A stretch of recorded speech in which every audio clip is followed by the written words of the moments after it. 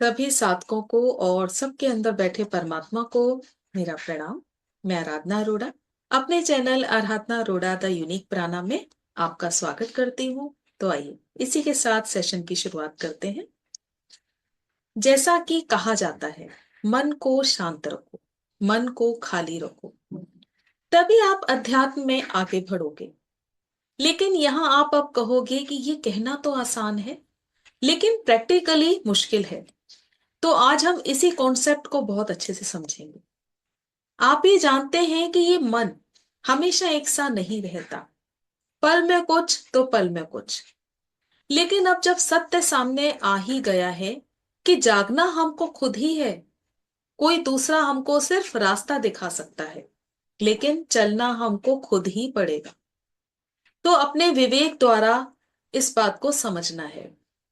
और पृथ्वी पर सिर्फ आना मात्र, खाना पीना सोना संतान पैदा करना ये नहीं है, बल्कि अपनी मौजूदगी आध्यात्मिक लेवल पर दर्ज करानी है। तो कौन कौन सी बाधाएं आगे बढ़ने से रोकती हैं, उनको हम समझेंगे। मन बहुत चंचल है।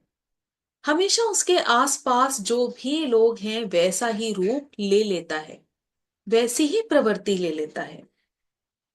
उनके विचार, कर्म, ऊर्जा, भाव सब कुछ कैच करता है।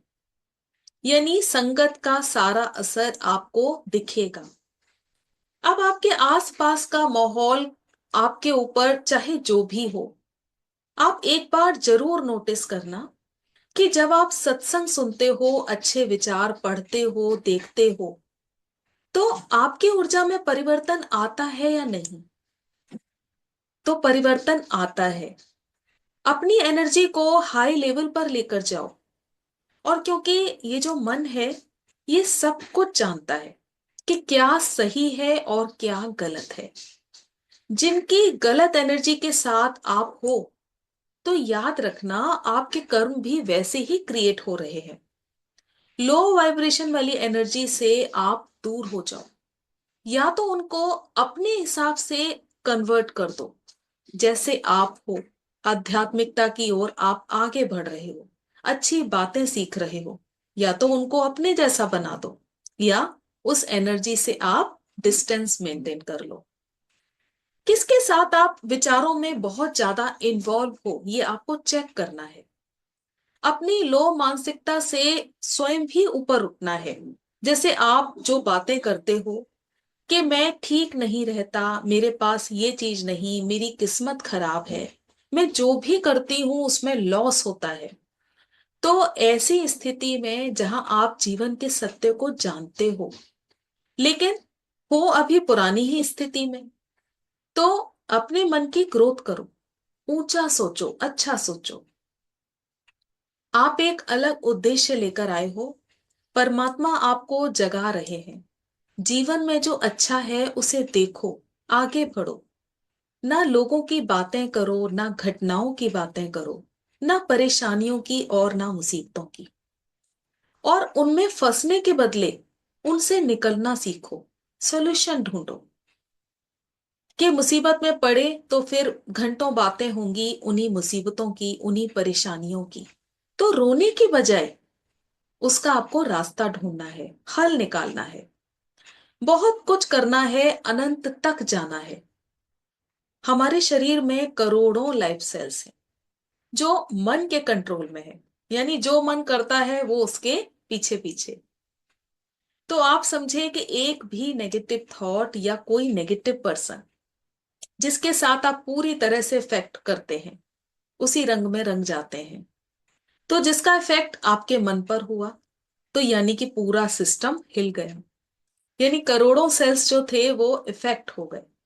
तो याद रहे, हेल्दी रिश्ते हों, गुड सोसाइटी चुने जो आपको ऊपर की तरफ यात्रा करवाए। अब जैसे आप नोटिस करो कि आप संतों से मिलते हो, महात्माओं से मिलते हो, हमें अच्छा लगता है क्योंकि हायर एनर्जी है। और हम कहते भी हैं कि एक बार आप सिर पर हाथ रखें, एक बार आप आशीर्वाद दें। तो क्यों, आप क्यों नहीं उस एनर्जी में कन्वर्ट होते? क्योंकि आप तो अब सत्य को समझते हो।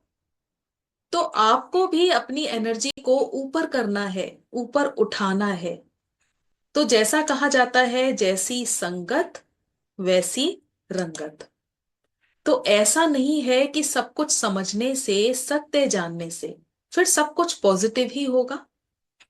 लेकिन ऐसी टिपिकल सिचुएशन में जब मन पूरी तरह से जागा हुआ है, तो ऐसी टिपिकल सिचुएशन भी आपके सामने आ सकती है। तो उस टेस्ट को मन पास भी करेगा, यानी कि रोने धोने की बजाय, उस परेशानी में डूबे रहने की बजाय वहां से निकलने का रास्ता ढूंढेगा, उसको हैंडल करेगा, सॉल्यूशन ढूंढेगा और बाहर आएगा। आपका हक है खुश रहना, संतुष्ट रहना। अब जब मन रिएक्ट करता है तो क्रोध आता है, गुस्सा चढ़ता है, तो इसका क्या उपाय है? तो कोई तो कहेगा उस समय शांत रहें, कोई कहेगा लंबी लंबी सांसें लें, कोई कहेगा रिएक्ट ही ना करें। तो यहां इसका एक ही सटीक उपाय है कि जब भी ऐसी सिचुएशन आपके सामने आती है, तो रिएक्ट करने की बजाय सबसे पहले उस सिचुएशन में आपके द्वारा की गई गलती कौन सी थी, तो अपनी गलती को देखें, उस समय अपने दोष को देखें। क्योंकि आप सोच के लेवल पर, विचारों के लेवल पर आप सामने वाले से आगे हो, ऊपर हो, सत्य के करीब हो। तो ऐसे समय जब समझ आ जाती है, तो यहां पर कम से कम अपने हिस्से की गलतियों को देखना चाहिए।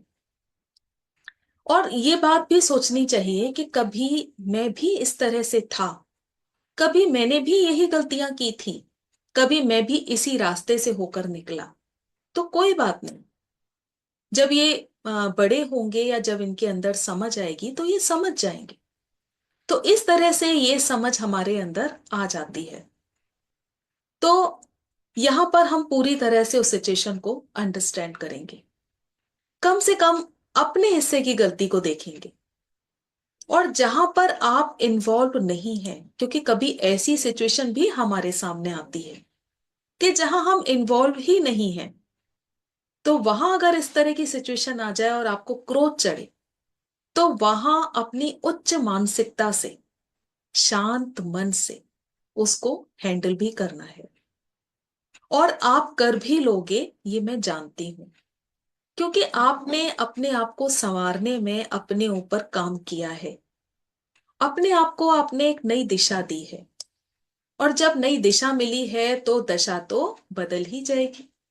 हमेशा अच्छाइयों को आसपास रखें, जो अच्छा है उसे सुने, देखें और उसी वाइब में भी रहें।